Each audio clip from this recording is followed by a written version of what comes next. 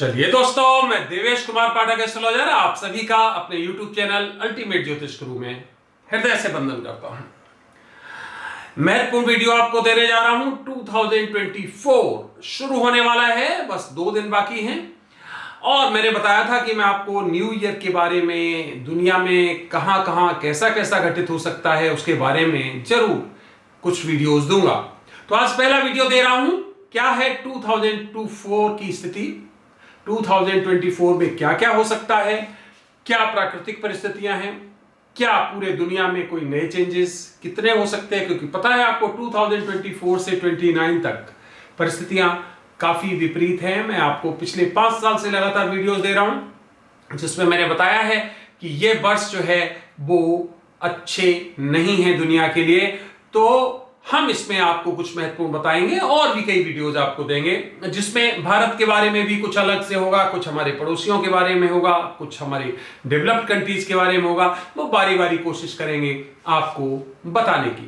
तो आज मैं आपको 2024 के बारे में एज ए होल बता रहा हूं कि किस तरह का एक ट्रेंड रहने वाला है पूरी दुनिया में। आगे बढ़ने से पहले अगर चैनल सब्सक्राइब नहीं किया है तो चैनल सब्सक्राइब कर लीजिए, क्योंकि यहां पर मैं आपको भविष्य में घटित होने वाली घटनाओं के बारे में पहले ही बताने का प्रयास करता हूं और आप देखते होंगे कि घटनाक्रम कुछ उसी तरह से घटित होता पाया जाता है। शेयर करिए ग्रुप्स में, और कंटेंट्स अच्छे लगते हैं तो लाइक भी करते रहिए। तो चलिए, क्या है 2024 फर्स्ट जैन हम आपको दिखा रहे हैं कि हमारे क्या परिस्थिति रहने वाली है, प्लैनेटरी पोजीशन। तो चलिए देखते हैं क्या है। देखिए 1 जनवरी को हमने इसे 2024 में डेट लेके और इसको रात को 12:01 पर दिल्ली को बेस बनाकर बनाया था, लेकिन वो लग बन रहा था वर्गो। हमने इसे 1 से ले लिया समझाने के लिए, कोई फर्क नहीं पड़ता है क्योंकि ओवरऑल परिस्थिति तो वही रहने वाली है, प्लैनेट्स की पोजीशन तो बदलने वाली नहीं। तो इसमें अगर हम इसको 1 मान के चलें तो पूरे के पूरे जो चार्ट की स्थिति है वो ये होने वाली है। हमें मेन देखना है कौन सी राशि में कौन सा प्लैनेट है, वहां से जो फर्क आने हैं वो महत्वपूर्ण है। तो चलिए देखते हैं। सबसे पहले जो मैं लेना चाहूंगा महत्वपूर्ण प्लैनेट वो है सैटर्न, क्योंकि सैटर्न सबसे ज्यादा प्रभावित करने वाला प्लैनेट रहने वाला है। आगे के 3.5 से 4 वर्षों में ये बहुत कुछ बदल देगा, बहुत कुछ नया करने वाला है। तो सबसे पहले हम सैटर्न को देखते हैं। सैटर्न जो है वो 9 डिग्री पर लगभग है, 0901 पे है, सतभिषा नक्षत्र में है। सतभिषा नक्षत्र किसका होता है? तो राहु का होता है। तो राहु के नक्षत्र में और अपने साइन में, कौन सा साइन है इसका? एक्वेरियस, जिसको आप कुंभ कहते हो। उसमें इसके 2 साइन होते हैं, एक तो मकर होता है और एक कुंभ होता है। तो कुंभ में ये मौजूद है समय 0901 डिग्री पर सतभिषा नक्षत्र में। तो जो कुंभ है वो क्या है? वो है वायु तत्व, वायु तत्व राशि है। तो वायु तत्व राशि है। शनि क्या है? ये भी वायु तत्व है, ठंडा ग्रह है बहुत, वायु तत्व राशि है इसकी। इसका मतलब क्या हो गया कि वायु तत्व में ही विराजमान है और राहु के नक्षत्र में है। राहु आपको पता है स्मोक का प्रतीक माना जाता है। तो इस तरह से तीनों परिस्थितियां आपने देख ली। मूल त्रिकोण साइन है ये इसका, शनि का, वहां पर ये मौजूद है और पूरे 2024 में ये इसी में रहने वाला है। इसका मतलब है ये अपने इसी साइन में कुंभ में रहने वाला है। ये अगर हम 31 दिसंबर 2024 को देखें तो वहां पर इसकी स्थिति क्या रहने वाली है, अब मैं आपको वो बताने वाला हूं। देखिए अगर हम देखें कि उस समय किस डिग्री पर यह होगा, 31 दिसंबर 2024 को जब हमने रात के 12 बजे का टाइम दिया है, तो भी शनि अपने ही साइन में रहेगा। इसका मतलब है एक्वेरियस में ही रहेगा, कुंभ में ही रहेगा। और उस समय इसकी डिग्री होगी 2013। इसका मतलब लगभग 11 डिग्री ये आगे बढ़ेगा इस पूरे वर्ष में और अपने ही साइन में रहने वाला है। इसका मतलब बहुत ही प्रभावी है, मूल त्रिकोण साइन बहुत ही प्रभावी है रहेगा ये यहां पे।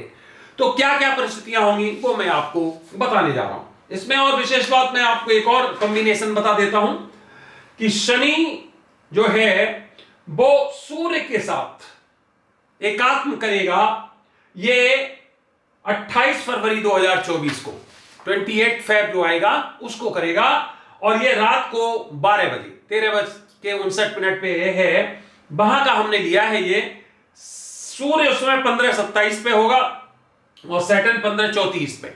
तो लगभग इस समय हम कहेंगे कि 28 फरवरी और 1 मार्च को ये दोनों समागम करेंगे, शनि और सूर्य।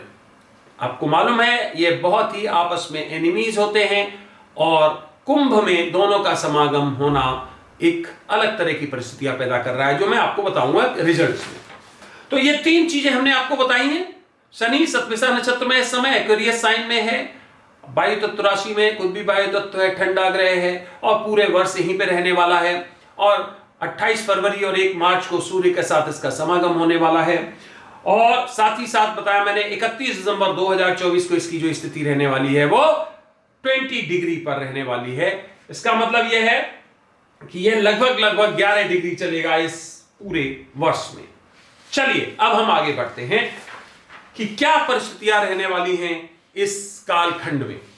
यहां आप ध्यान से देखिए, यह हमारी अग्नि राशि है, अग्नि तत्व राशि सेजिटेरियस, उसमें सूर्य और मार्स दोनों हैं। इस समय परिस्थितियां अगर आप देखें तो सूर्य और मार्स दोनों ही कहां हैं? अग्नि, और ये ही दोनों अग्नि के प्रतीक हैं। इसका मतलब है अग्नि कारक ग्रह माने जाते हैं, अग्नि तत्व के ग्रह माने जाते हैं। तो इसका मतलब है दोनों अग्नि तत्व में विराजमान है। शनि वायु तत्व में विराजमान है, और यहां पर अगर हम देखें मून तो लियो में है, यह भी अग्नि तत्व में विराजमान है। तो यह पूरी परिस्थिति, हमारा जुपिटर है वो भी अग्नि तत्व में है, क्योंकि यहां देख सकते हो आप 1 है एरीज।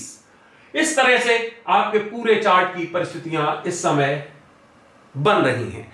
वीनस जल तत्व में है, जिसको आप कहते हो स्कॉर्पियो, वृश्चिक, और मरकरी रेट्रोग्रेड होके वहां पर विराजमान है। अब पूरे साल क्या परिस्थितियां रहने वाली हैं, किस तरह का ट्रेंड रहेगा, वो मैं आपको कुछ महत्वपूर्ण बता रहा हूं। फिर अलग अलग वीडियोस में भी मैं आपको बताऊंगा बहुत ही अलग तरह के विवेचन, जो अलग अलग राज्यों पे, अलग अलग राष्ट्र अध्यक्षों पर निर्धारित हो सकते हैं।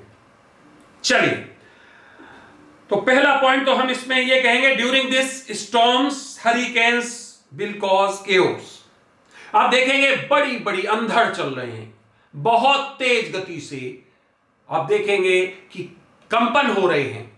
वायु तत्व बहुत प्रभावित रहने वाला, अभी बताया था वायु तत्व में, और ये वायु तत्व का कारक, तो वायु पूरा का पूरा एनर्जाइज रहने वाला है इसमें। तो बड़े बड़े भूकंप, बड़े बड़े जिसको आप कहते हो विनाश लीलाएं, अभी आपने देखा इंडिया में एक्वेरियस में ही है अभी ये शनि, कहीं गया नहीं है, 23 से वहीं पर है।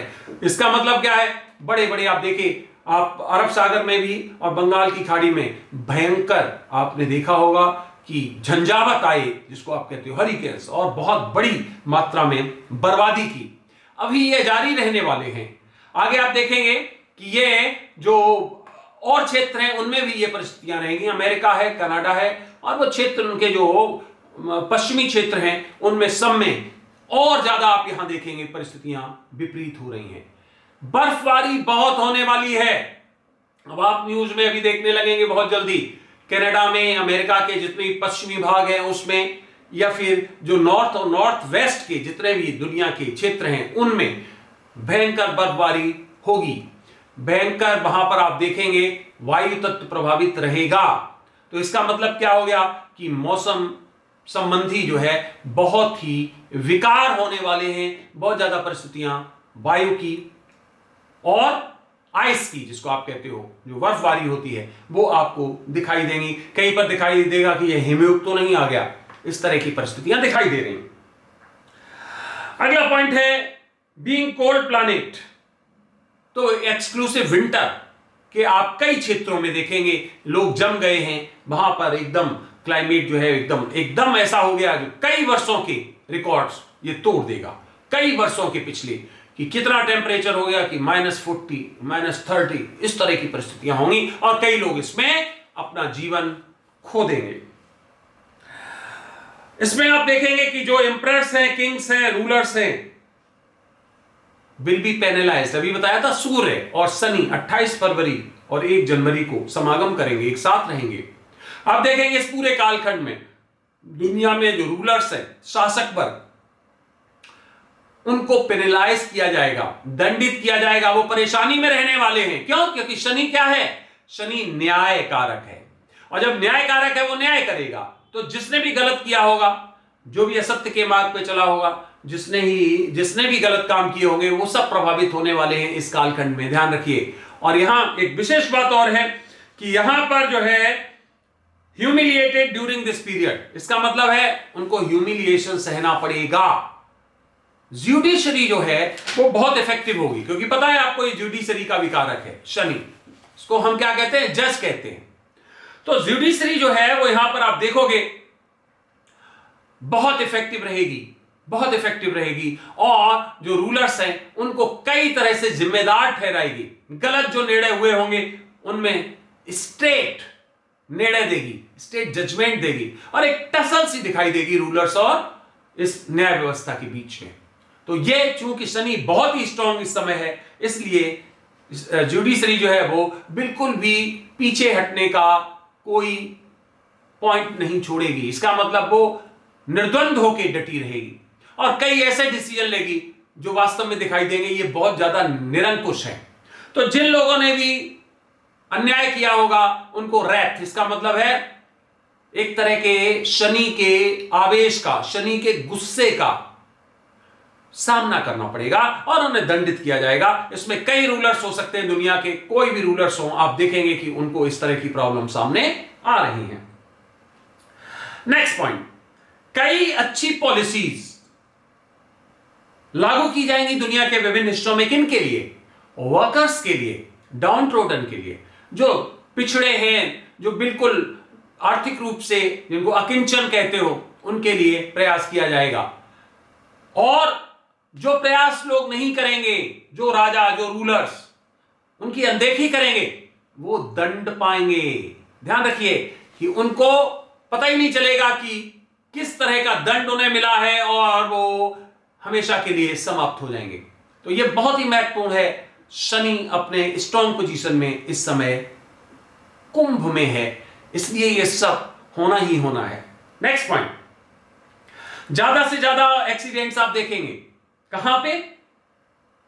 वायु में। वायु में आप देखेंगे कि मिसाइल्स है, ड्रोन्स है, फाइटर्स हैं, और इस तरह के जो अलग अलग मॉड्यूल्स हैं वो बहुत यूज होने वाले हैं। इसका मतलब है, लग रहा है कि युद्ध की विभीषिका और बढ़ने वाली है और परिस्थितियां विपरीत होने वाली हैं, क्योंकि ये पूरा का पूरा एनर्जाइज हो जाएगा। पूरा एयर जो है एलिमेंट पूरी तरह से एनर्जाइज रहेगा। तो इसमें तरह तरह के आयामों से एक दूसरे को मारना, एक दूसरे पर आक्रमण करना, बहुत बड़े बड़े जिसको आप कहते हो डिस्ट्रक्टिव मेजर्स का यूज करना, ये सब यहां पर दिखाई दे रहे हैं इस पूरे कालखंड में। इसका मतलब है, जो मैं आपको लगातार बताता रहा हूं कि आगे के वर्ष अच्छे नहीं हैं, उसका आपको एक लेखा जोखा दे रहा हूं। आगे पिन पॉइंटेड भविष्यवाणियां भी मैं आपको देने का प्रयास करूंगा। ज्यूडिशरी के बारे में बता ही दिया, ज्यादा इफेक्टिव होगी, और सिस्टम और रूलर्स के बीच में, ज्यूडिशरी सिस्टम और रूलर्स के बीच में टसल चलेगी। एक तरह से एक दूसरे से सुपर समझेंगे, एक दूसरे को नीचा करने की कोशिश करेंगे। ये इस कालखंड में दिखाई दे रहा है। इस कालखंड में steel, iron ore, mining, engineering, इनके काम इंप्रूव करेंगे। अब देखेंगे कि ये ज्यादा इनका कॉस्ट भी बढ़ रहा है, साथ ही साथ इनका प्रयोग काफी रचनात्मक कार्यों में और डिस्ट्रक्टिव कार्यों में, दोनों में ही हो रहा है। इसका मतलब है, ये आप देखेंगे कि ये ज्यादा प्रोग्रेस कर रहे हैं इस कालखंड में। इन सभी का कारक शनि है, ध्यान रखिए आप। चाहे पेट्रोल हो, चाहे डीजल हो, चाहे गैस हो, चाहे माइनिंग हो, चाहे आपका स्टील, आयरन ओर है, ये सब का कारक शनि होता है। तो ये सभी के सभी जो है वो उसके प्रभाव में रहने वाले हैं। Economies of the world will be facing jolts. हाँ, दुनिया की अर्थव्यवस्थाएं परेशानियां झेलेंगी, झटके मिलेंगे उनको। आपको मालूम नहीं है, कई अर्थव्यवस्थाएं बहुत बुरी तरह से प्रभावित हो चुकी हैं। कई यूरोपियन कंट्रीज की अर्थव्यवस्थाएं बुरी तरह जर्जर हो चुकी हैं। अमेरिकन अर्थव्यवस्था जर्जर हो चुकी है, दूर से दिखाई दे रहा है लेकिन बहुत बुरा हाल हो चुका है। तो ध्यान रखिए, उनकी परिस्थिति भी बहुत बुरी होने वाली है। इकोनॉमीज में बहुत ही डाउनग्रेडेशन दिखाई दे रहा है। कंस्ट्रक्टेड बिल्डिंग्स, शनि कारक होता है उनका, कंस्ट्रक्टेड बिल्डिंग्स, उनका तो अच्छा कारोबार रहने वाला है, लेकिन आप देखेंगे यहां पर जिन्होंने अन्याय के साथ पब्लिक का पैसा खाके उनको बनाया होगा, उनका निर्माण किया होगा, उनमें अनियमितताएं की होंगी, वो बिल्डिंग्स नहीं बिकने वाली हैं, और जिन्होंने उन्हें बनाया है वो जेल में जाने वाले हैं, उनके साथ और ज्यादा न्यायिक सख्ती होने वाली है। दुनिया में देखेंगे आप, ये चाहे कोई भी देश हो, बड़ी बड़ी बिल्डिंग्स खड़ी कर दी, अगर अच्छे आयामों से बनी हैं, अच्छे साधनों से बनी हैं, तो वो बिकेंगी, उनका अच्छा लाभ मिलेगा, दाम मिलेगा। लेकिन जो अन्याय के उस पर बनी है, जिनमें गलत आयाम यूज किए गए हैं, वो बिकेंगी भी नहीं, और उनको बनाने वाले भी दंडित होंगे, उनकी अर्थव्यवस्था चौपट हो जाएगी, वो बर्बाद हो जाएंगे, ये पक्का मान के चलिए। Digital currency will enter new era. Yes, आप देखेंगे इस कालखंड में कि डिजिटल करेंसी अस्तित्व में आ रही है, अलग अलग तरह से कई देशों में इसका विस्तार होगा, और भारत में भी आप देखेंगे डिजिटल करेंसी का जो चलन है वो बढ़ रहा है। यहां से 24 से आप देखेंगे एक विशेष तरह का इसमें एकदम एक, जिसको आप कहते हो रेवोल्यूशनरी, एक चेंज आने वाला है। तो ये परिस्थितियां हमें 2024 में मेन जो हैं मुख्य दिखाई दे रही हैं। हमने आपको पहला पार्ट दिया, ये हम आपको आगे और भी कई पार्ट्स देने वाले हैं, फिर पिन पॉइंटेड भी आपको भविष्यवाणियां हम देंगे। तो कुल परिस्थितियां ये हैं 2024 में, इस तरह की जो मैंने बताई हैं वो आप घटनाक्रम देखेंगे। और आगे 2025 में, जैसा कि आपको पता है, 30 मार्च 2025 को शनि मेष में आएगा, मेष राशि में आएगा, और वो कालखंड वास्तव में हमें गुणात्मक रूप से ज्यादा खतरनाक दिखाई दे रहा है, क्योंकि उसी समय क्या होगा, उसी समय उसके कुछ समय में शनि के साथ राहु का समागम होगा। और विशेष बात क्या होगी कि जिस समय शनि आएगा मेष में, उस समय कुल अगर हम देखें तो 5 से 6 ग्रहों का वहां पर ऑलरेडी एग्जिस्टेंस होगा। शनि, राहु, वीनस जो कि रेट्रोगेट होगा, नेपच्यून, मरकुरी वो भी रेट्रोगेट होगा, सन और मून। समझ लीजिए आप, इतने प्लैनेट मीन में मौजूद होंगे जब शनि 30 मार्च 2005 को रात को 12 बजे मीन राशि में प्रवेश होगा। तो आप समझ सकते हो कौन से प्लैनेट रह गए बाहर। एक तो जुपिटर रह गया, जुपिटर टॉरस में है, मार्स जेमिनाई में है, और केतु को तो रहना ही है, क्योंकि जब राहु वहां पर है तो केतु अपोजिट रहना है। तो जुपिटर और मार्स केवल 2 ऐसे प्लैनेट हैं जो अलग रहने हैं, बाकी सभी प्लैनेट एक जगह रहने। तो आप समझ ही सकते हो जब इतने प्लैनेट्स एक साथ है तो क्या चेंज होने वाला है। साथ ही साथ अगर इनके हम डिग्रीज देखें तो भी सैटर्न का अगर 0 है तो राहु का 3 है, तो वीनस का 4 है, तो नेपच्यून का 5 है, तो मरकुरी का 6 है, सभी एक ही लगभग एक ही डिग्री पर, और सन का 15 है। इस तरह से हम कह सकते हैं मून का 19 है। इसका मतलब है कि वो एक ही जगह पर सभी विराजमान होने वाले हैं। तो चलिए, तब तक तो हम बहुत वीडियोस देते रहेंगे, आपको कई इसके बारे में रिसर्च भी बताते रहेंगे। तो अभी जो होने वाला है वो मैंने आपको बताया है, नियर फ्यूचर में इसके और कई पार्ट्स हम आपको देंगे, अलग अलग खंडों में देंगे, अलग अलग टॉपिक्स पे देंगे, जिसमें बताएंगे कि और क्या दूरगामी परिणाम इसके हो सकते हैं। चलिए, आपने ये महत्वपूर्ण वीडियो देखा, अपना अमूल्य समय दिया, उसके लिए बहुत बहुत धन्यवाद। अगला वीडियो हम जल्द ही आपको किसी और महत्वपूर्ण इशू पर जल्द ही देंगे। तब तक आप सभी को मेरी तरफ से ओम नमः शिवाय, नमस्कार।